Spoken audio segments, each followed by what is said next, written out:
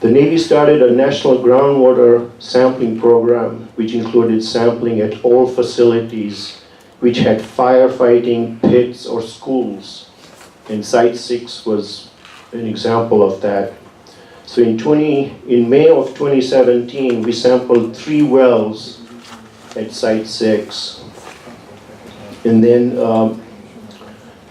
and PFOA and PFOS were detected in all 3 of those wells.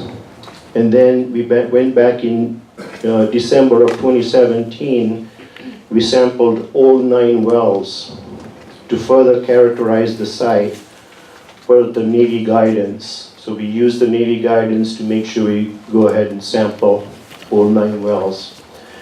And we'll discuss these results in this presentation. So you can see here at Site 6, there's an old photograph of a firefighting training school which was at Treasure Island, actually at Site 6 there.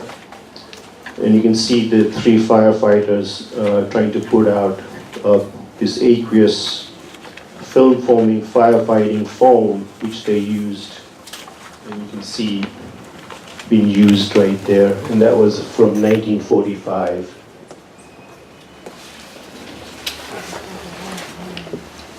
So this is Site 6 right here. You can see this Treasure Island. It's located right in this corner here.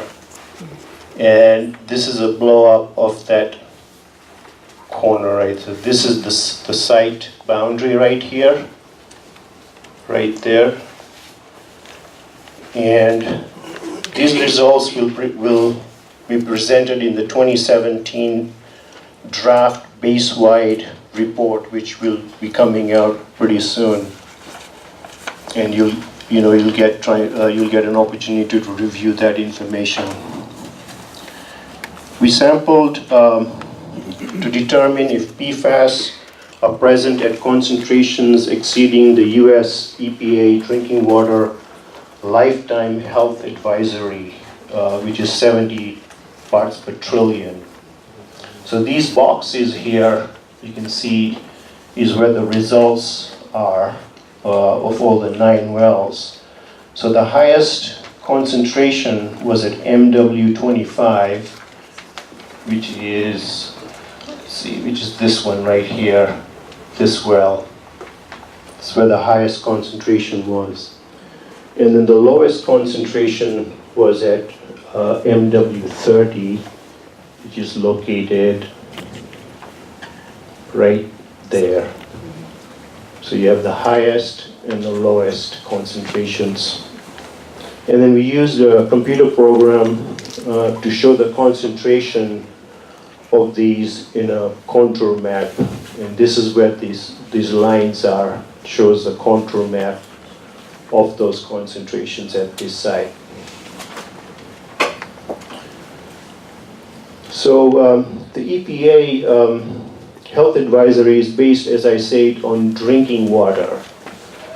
And as we know, groundwater at Treasure Island is not used for drinking water. It's not used for drinking water. So the results indicate that PFOS and PFOA were detected at above the EPA advisory of 70 parts per trillion in all 9 wells. The Navy is working closely with the regulatory agencies and will follow any ecological risk evaluations as they become available. The Navy will further evaluate PFOA and PFOS in the 2019 5-year review next year. And here's a list of resources for more information on PFOA and PFOS. I highly recommend that you look at these websites to get additional information. And these are the websites right here. And I think you all have copies of this.